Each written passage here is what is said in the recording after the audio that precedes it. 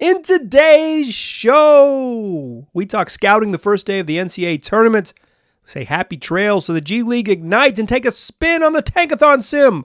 Welcome, Locked On Blazers. Let's get into it. You are Locked On Trailblazers, your daily Portland Trailblazers podcast. Part of the Locked On Podcast Network, your team every day. What's up, world? It's your past first point guard and Trailblazers reporter, Mike Richmond. You're listening to another episode of Locked On Blazers, part of the Locked On Podcast Network, available wherever you get podcasts and also on YouTube. Thanks for making this show your first listen, coming at you each and every weekday, Monday through Friday. So make it a part of your daily routine. Tell your friends to do the same. Make it your first listen as Locked On Blazers, your team every day. In today's show, I want to talk about the first day of the NCAA tournament. I spent a lot of time watching college basketball today, and I want to talk about the pitfalls of being someone a lot like me, because I bet many of you are in this time of year, and kind of some first impressions and the danger of first impressions. The G League Ignite is no more, or at least it is not long for this world is shutting down after 4 seasons. Talk about that. And then I want to take a spin on the Tankathon, is what we do on Fridays. We have a little bit of fun.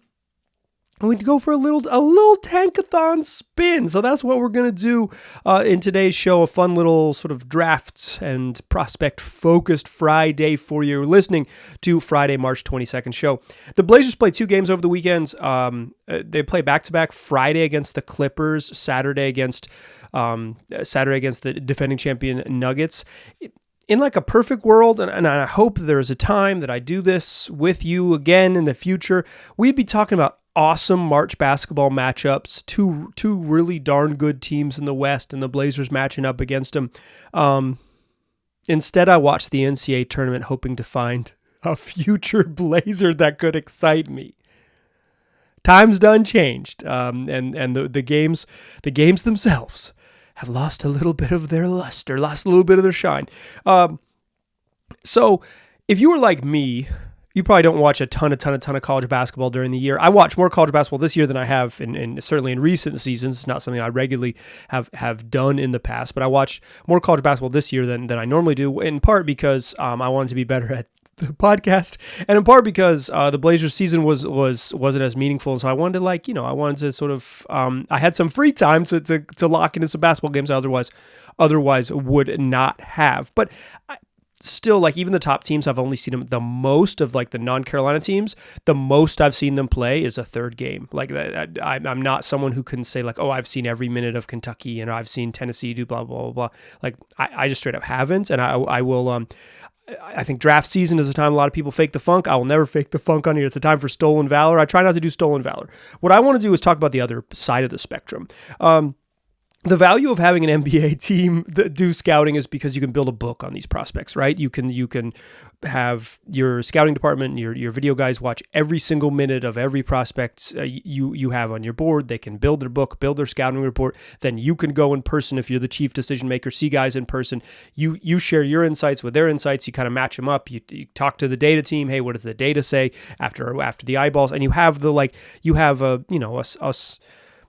a small group. I was going to say army, but it's probably not exactly what it is. You can get enough people together, a cohort together, to make some informed decisions. And even then, the draft is really hard and people screw it up all the time. Even then, it's really hard to get it right. But I think for me, for a casual observer, I am often swayed by first and second and third impressions, and I rarely get a fifth impression. For guys who went to UNC, like when the Blazers drafted Nasir Little, I was extremely confident in my Nasir Little scout because I'd seen him play every minute of his college career.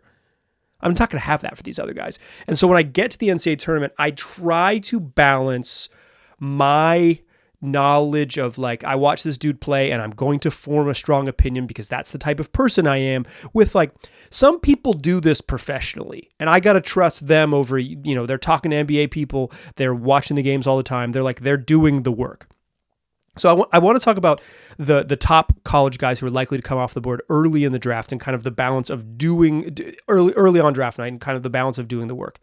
Kentucky might have 2 top 8 picks with Dillingham and Shepard, and I thought Rob Dillingham was fine. He finished with 10 points, 6 boards, 3 assists on 2 of 9 shooting. Didn't make a 2-pointer, and Kentucky lost to Oakland. Let's go! The kid from Oakland hit 7 threes in the first half. He did an MJ shrug. He hit Kentucky with an MJ shrug after a 5th 3-pointer in the first half. He was rolling, and Kentucky just couldn't get it done in the second half. Could not close the gap late. But I thought Rob Dillingham was fine, right? He wasn't particularly good, but he was fine. It was fine. It was notable that they lost, and he could have played better, and he had some moments where he could have played better, but I don't think he was like particularly bad. Reed Shepherd, who's been rocketing up draft boards, right? He finished with 3 points, 4 boards on 1 of 5 shooting. He was bad and like invisible. I was like, hey, where's he at? I had the quad box going. I was watching a multi-screen on my particular television provider. Allows you to watch on multi-screens, but so I had Kentucky in like a smaller screen, but I barely noticed Reed Shepherd. And that's what I'm kind of talking about with the balance stuff. Like, obviously, like, fan opinions don't impact the Blazers' decision making, but if you're going to do the sort of fake draft scout thing, which is fun this time of year, right? Like, if you're trying to like build your opinions and all those things. For me, I've now seen Reed Shepherd play. I think this is the 3rd game of Kentucky's I've watched. I've watched 2 full ones. I played Carolina, and I watched another one of their matchups this year. I think I've watched the end of a couple of the games that don't really count. It's like, oh, it's a close game. I'll watch the last 4 minutes. But like, this game stands out to be like, I thought they said this dude was going to be like a high level NBA combo guard. Where's he at? And for Dillingham, it's like, he's so small. And if he can't dominate at this level, he can't make twos in the college level. How's he going to score? How's he ever going to score inside the arc in the NBA? I'm trying to balance like those feelings that I have watching this game versus the obvious stuff where it's like people who do the work tell you, and I think that's kind of people who do the work tell you like, yeah, these dudes are really going to go top 5. It doesn't mean you can't like say, hey, he might go top 5, but I don't like him. I'm just saying if you're doing the fake draft scout thing, if you're doing the amateur draft scout thing, it's like for me, it is hard to balance the sort of the small sample size theater with the sort of accepting that I haven't seen enough of these guys play to know the truth. Speaking of other guys who are like the top of the, likely to be one of the top college players taken, I'm recording this Thursday evening. Obviously, you're listening to Friday's show. The Friday games haven't happened yet. This show is going to be published before any of the Friday games tip off. But like, so we haven't seen Baylor and Jacoby Walter. We haven't seen Filipowski and Duke. Cody Williams hasn't played his second game, but Cody Williams played in the play-in game and like the qualifier round of 68, whatever they call it, last 4-in games for the NCAA tournament. He went scoreless in 11 minutes. He was at one point, going to go 3rd in the draft. I've seen Cody Williams drop down to 8th, and in that game, I didn't watch that game. To be 100% clear, I watched the Blazers, but like. Watch the Blazers get thrashed by the Clippers and James Harden clown them instead. But it's like scoreless in 11 minutes. Ooh. It is the challenge of doing the amateur draft thing to be like, hey, I can't help but be worried about this dude, even though he's going to be the 9th pick in the draft. It is a real balance for me. I think Cody Williams is falling because he has nights like that where he's scoreless in 11 minutes. And it's like, from what I've read, at least from Sam Vecini and from Raphael Barlow, it's like just real quiet. And I think Jonathan Givony said the same thing on ESPN, is like that it's just been really quiet for Cody Williams. He just hasn't been as aggressive. But another guy who's going to go high up in the one of the first college players off the board on draft night is Dalton Knecht, wing from Tennessee, who's just an absolute bucket at the college level. But he finished the SEC tournament with a stinker. And he comes in the first round of the ACC tournament against St. Peter's. He lit up my beloved Peacocks, 23-8. Hit 4 threes, it's like, oh, this dude can hoop. He's back, baby. And I think that's the other side of the coin, is like when guys are bad, I think it's easier to write them off. It's like, oh, I just saw him have a bad night. When guys are good, it's really hard to talk yourself out of, he's really good and he could do this at any level. Like it is, I've had in conversations with guys who work in the league joke before, it's like, if you just find out which executives went to which college conference tournament, at the end of the college season, you'll know who they're going to draft because they'll fall in love with whoever got hot during that conference tournament. Dalton Knecht, not hot in the SEC tournament, hot in day one of the NCAA tournament. I think it's harder to talk yourself out of good performances than it is to talk yourself out of bad performances. Like it's easier to talk yourself into a guy like Dalton Knecht when he has a game like that. And again, kind of got to try. For me, I kind of trust the work, but I will offer this as just like, because I'm a pro Joy proponent. If a dude starts rocking, like if Dalton Knecht starts rocking in the NCAA tournament and you decide like that's my guy, he's going to be like, he's going to be the player I like say is going to be like, I decide is the one and the Blazers have to draft him or whatever it is. Have fun and enjoy it, right? Like enjoy the ride. That's the fun part about being in the NCAA tournament. It's a fun part about being a part-time or a short-time college basketball observer. I think it's more fun to admit your lack of information than it is to like take the sort of amateur draft scouting too seriously. What I'm offering you here is like these small samples, these 1 games, these 36-minute samples, 32-minute samples, if guys sit a little bit longer, is like, it's not enough to know anything, but it's not going to stop you from forming strong opinions. So form those strong opinions, but try to hold them sort of in the realm of logic, or screw logic and go have some fun. Let's talk about another scouting area that is going the way of the Buffalo. Buffalo's back. You know what's not back? The G League Ignite. They're on their way out. This is the final season of the G League Ignite. Let's talk about what that means and kind of the ramifications through a lens of Scoot Henderson in the second segment. First, I want to tell you about PrizePicks. It's daily fantasy made easy. It's America's #1 fantasy sports app. Over 3 million members are using it right now. It's the easiest and most exciting way to play daily fantasy sports because it's just you against the numbers. You pick more than or less than on a 2 to 6 player entry, and it's just the stat projection set by PrizePicks. You get it right. You pick more than the number they set. You pick less than the number they set.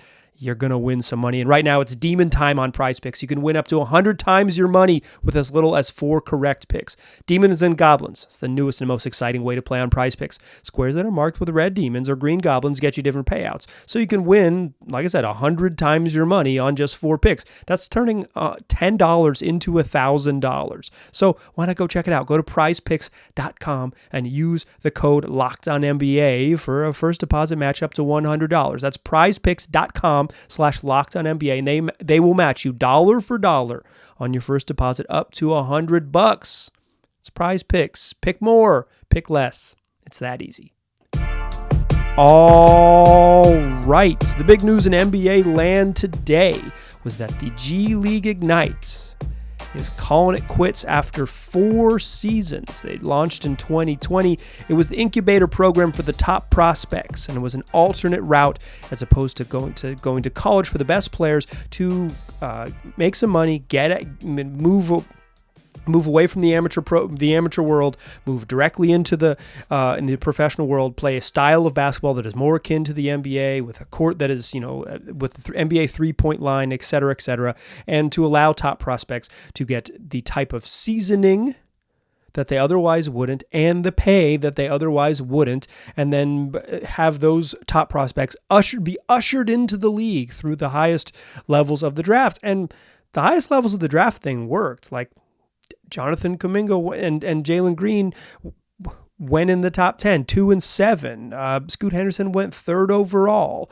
And, they have, in terms of like guys getting drafted, some success stories. But a couple things happened. And one of them happened today while I was watching the NCAA tournament.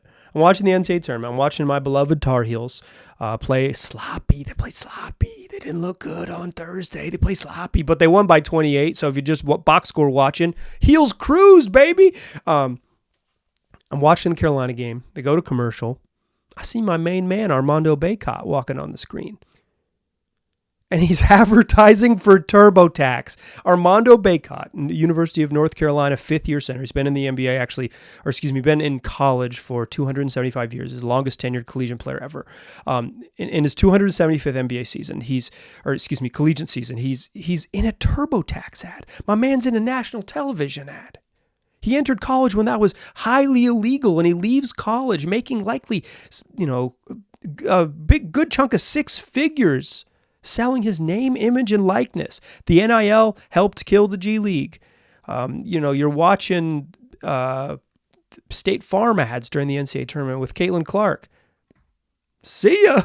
You don't need to go pro because you can make money and stay in college, and that really hurt the G League, the Ignites plan, right?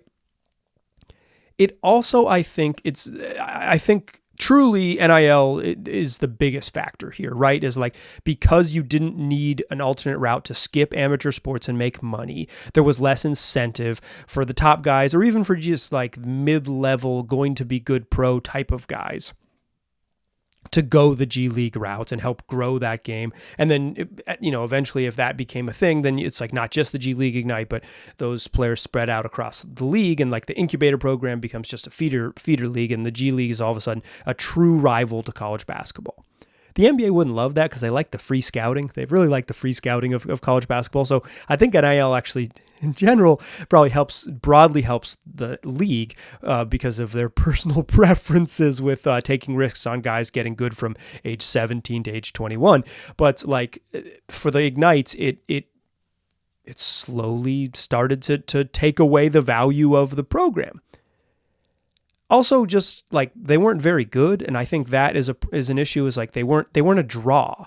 They've struggled on the court this year. They're awful. They're one of the worst teams in the G League. I saw them play against the Rip City Remix when they were in town, and they got thrashed. Right, like they just like the Remix, a brand spanking new team that got launched basically like a year ago in earnest, and like it's in its first season. It just like more organized, just a better version of basketball with players that were more competitive and more talented and won a basketball. If the point is to win a basketball game, they were better at winning basketball games. I also think part of the lack of the G League Ignite success is the slow breakout of its stars. Jonathan Kuminga is having a great season, but he wasn't really having this standout career until now, right? Like it took him because of the Golden State situation and maybe Steve Kerr's reluctance to put him in the game. It's like Kuminga just didn't have a chance to shine. Jalen Green had some nice moments as a scorer, but it took him until probably the last 6 weeks, maybe a little bit longer, to like really, I think, start to play like good basketball on a team that wins games. Obviously, like Houston was really bad and had a bad coaching situation and all that.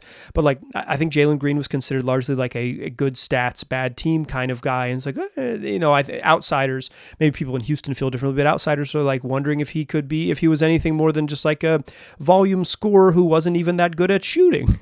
And then all of a sudden he's been awesome recently. He's been good for maybe like two full months, but he's really been playing his best basketball of his career since about February. He's on one, but it was a slow burn for him.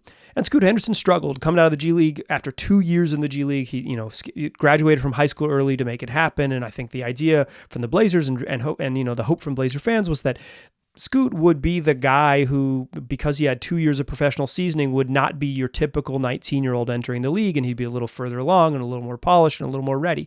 And he was bad right out of the gates, and he struggled this year. He looks, what Scoot Henderson looks like? He looks like a teenager adjusting to the league. I know he's 20 now, but for the bulk of the season, like a teenager, a youngster adjusting to the league, adjusting to what you can actually get away with at that level. And I think part of the G League's Ignite's lack of success is that some of the reason that they're folding is because like if you had, if Jalen Green came in and like walked away with the Rookie of the Year, maybe it's like, well, you can go to the G League and you can become a Rookie of the Year. If Kuminga had been a big contributor on that 2022 Warriors championship team, right, and not like watching, it's like you can go to the G League and you can be the sixth man on a team that wins a title. Even if Scoot it's probably too late to save him, because like even when I had Rafael Barlow on this very show, and I don't really know anything, but I've heard the whispers, and I asked Raf about like, is the G League going to exist? And he said there are whispers that it might not, and that was like, in January that I asked him that, and it was clear for me, a total outsider, that the experiment was headed the wrong direction. And I think another thing, and John Hollander of The Athletic pointed this out. Excuse me, I should have said this. Apologize. The reporting of the G League's demise first came from Shams Charania of The Athletic, but John Hollinger of The Athletic pointed out that's like some of the complaints are that the NBA is pumping a ton of money into the G League, the Ignite program. Guys get paid more to skip college and go to the G League. When I watch the Ignite, I keep saying the G League, the Ignite. When I watch the Ignite play, their point guard was this guy London Johnson, and I looked him up, and it said that he had reportedly signed a contract worth about $1 million to play a couple years for the Ignite. He's making what, like $500,000 a year to be like largely unplayable against Ashton Hagans, to get absolutely rocked by Ashton Hagans. Like, shouldn't Ashton Hagans just get $500,000 for his troubles? Like, the NBA is basically subsidizing the Ignite's roster to what end? They're not good enough to draw crowds. They're not churning out high-level stars that immediately like prove its value, and the route to make money for other youngsters has been solved by the NCAA's Wild Wild West NIL program, and so this was kind of inevitable, and you can't keep pumping money into it because like there is no end game anymore. It's like you're not gonna the investment's never going to pay off in any meaningful way, and so now you're left with the sort of legacy of this strange experiment, in some ways existing right here in your own backyard with Scoot Henderson and the Portland Trailblazers. Scoot isn't like a referendum on whether the Ignite worked, but it will be an interesting thing to look back on, to see like, hey, this little kind of experimental thing, like even the Thompson twins in OTE, this experimental like non-collegiate professional leagues for teenagers, what became of them. And I think we now know the G League Ignite didn't last long. We'll see what becomes of OTE in the future, but you can thank many things, including Armando Bacot's TurboTax ad. Let's take a spin on the old Tankathon machine. That's what we will do in the third segment, our Friday spin on the Tankathon to simulate a draft lottery. Before we do that, though, I want to tell you about my good friends over at eBay Motors. That's right. Passion, drive, and patience. It's what brings home the winning trophy. It's also what keeps your ride or die alive. eBay Motors has everything you need to maintain your vehicle and level it up to peak performance, from superchargers to roof racks, exhaust kits, LED headlights, and more. Whether you're into speed, power, or style, eBay Motors has you covered. With over 122 million parts to choose from for your number one ride or die, you're always going to find exactly what you're looking for. And with eBay Guaranteed Fit, your part is guaranteed to fit your ride every time or your money back. With eBay Motors, you're burning rubber, baby, not cash. With all the parts you need and the prices you want, it's easy to turn your car into the MVP and bring home that win. Keep your ride or die alive at ebaymotors.com. Eligible items only, exclusions apply. eBay Guaranteed Fit, only available to U.S. customers. Still a pass first point guard. I'm still Mike Richmond, and you are still listening to Locked On Blazers. What we do on Fridays, now that we're winding down, as we take a spin on the old Tankathon machine. Tankathon is a wonderful website that lets you do mock draft lottery simulations. Right now, the Blazers have the fifth worst record in the league, so they're going to be spinning as if they with the fifth best odds of winning the lottery. They've also got the Warriors pick, which right now is at 13th. So if you are watching on YouTube, I'm going to just straight up do this live right about now. So here we go. And once we sort of once we take the spin, talk about where we land and what the Blazers might and could do in those positions. Let's do it. Let's spin it, baby. The Blazers dropped to 6th. From 5th to 6th, they dropped down a spot. Warriors stay put. They did not jump up into the top 4, which is good for the Blazers. So Portland ends up at 6 and 13 in this mock. At 6, the way that the good folks at Tankathon do it, the Blazers would be taking Rob Dillingham out of Kentucky. I don't think they can draft a point guard. I don't think you can draft a point guard. I don't think you could take Scoot last year, have Shaedon Sharpe on the roster, have Anthony Simons on the roster, have Malcolm Brogdon on the roster. Obviously, they got to clean that up to begin with. But I don't think you can take a 6... listed at 6'3" here. He's not 6'3". I just watched him play a basketball game. There's no way he's 6'3". 6'2"-ish guard. I don't think you can pull that off. So it wouldn't be Dillingham. I'm intrigued by Ron Holland. I'm intrigued by Matas Pizzellis. We just talked about the G League Ignite. Obviously, I love the Ignite. It's a wonderful program that it wasn't murdered by Armando Bacot's TurboTax ad at all. Holland I like. Matas Pizzellis I like. I want to watch Jacoby Walter. I am going to, for work reasons, I'm going to miss most of the Friday games, unfortunately, of the NCAA tournament. But I'll get Walter. I'll get eyeballs on him at some point. Stephon Castle's interesting to me from UConn. I just like that he's I've watched UConn probably as much as I've watched any of the non-Carolina basketball teams. I think I've seen 3 full of their games, like from start to finish. They also played Carolina, so that counts. But I'm intrigued by Castle. Tijan Salon is the big man from France. He plays in Cholet in the French league. I don't think you could take him 6. Reed Shepherd wouldn't be my guy. Cody Williams. I'm a little nervous on. So I think at 6 for me, I might go upside swing and try to get Matas Pizzellis. I think that's where I land today. This might change and evolve.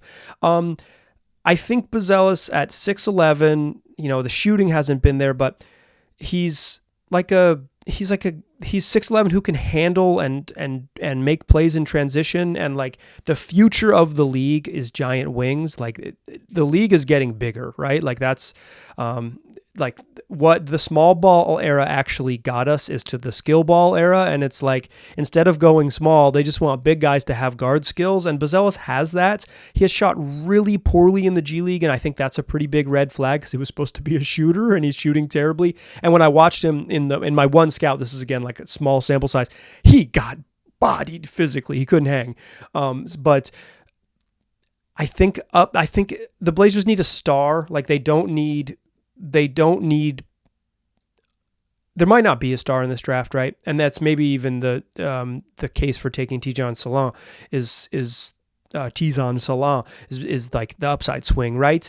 But for me, I think at 6 I would lean Matas Pizzellis, but I'm not 100% sure. At 13, I wouldn't hate the Dalton Connect pick. He's 23. He's probably close to being what he is, but like dudes who can shoot, and the Blazers really need shooting, is valuable. I don't think it's terrible at 13. I would be really intrigued by Donovan Clingan.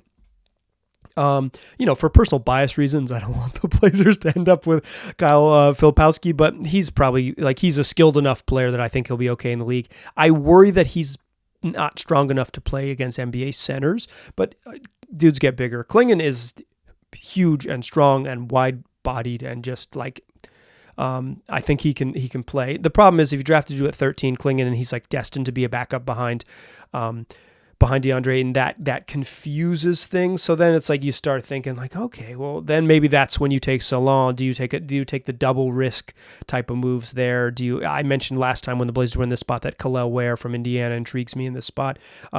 Steph Castle, if he's on the board, would intrigue me as well. I think really the more we do this exercise, if the Blazers end up with 6 and 13, they're probably better off if they can is zero in the pick you want. And I think the idea is that, from at least for the draft experts, that the board is pretty flat, and that the difference between 5 and 15 in this board could be, is pretty flat. It could be a lot of different guys whose ceiling is 5 and floor is 18. So it's like if Blazers can get the guy that they would have taken at 6 at 13, why not see if you can trade 6 and move out? Or if you get the guy at 6 and you really don't like anyone still left on the board, see if you can trade out at 13, because there might be players that people valued as a top 5 pick that dropped to 13 because the board is so strange and flat in a draft that doesn't have clear top end talent. The more I do this exercise, also then I know the Blazers have 2 second-round picks. The idea of them bringing in, I think two rookies would be totally fine, but the idea of bringing in two lottery picks and et cetera, just seems like it might get a little crowded in terms of like, we need all these developmental minutes. I think it's incredibly important the Blazers get this draft right, but I'm not sure that loading up on picks in the immediate future is the key. I think they might be better off making one of these lottery selections and trading out the other one, depending on where they get there. Obviously, we're a long way away from that. But again, every time I do this exercise, I kind of feel the same way. So I think I ended up at 6. I'll go Matis Bezelis. And at 13, I'll go... Let's say he's still on the board. I'll go Tidjane Salaam from France. Go watch the NCAA tournament. Friday's going to be fun. Blazers played 2 games over the weekend, so the next time you hear my voice, we'll recap both of those games, Clippers and Nuggets. It's what we do 5 days a week, wherever you get podcasts, and also on YouTube. We'll be back next week. Tell your friends about the show. I appreciate you listening. I'll talk to you soon.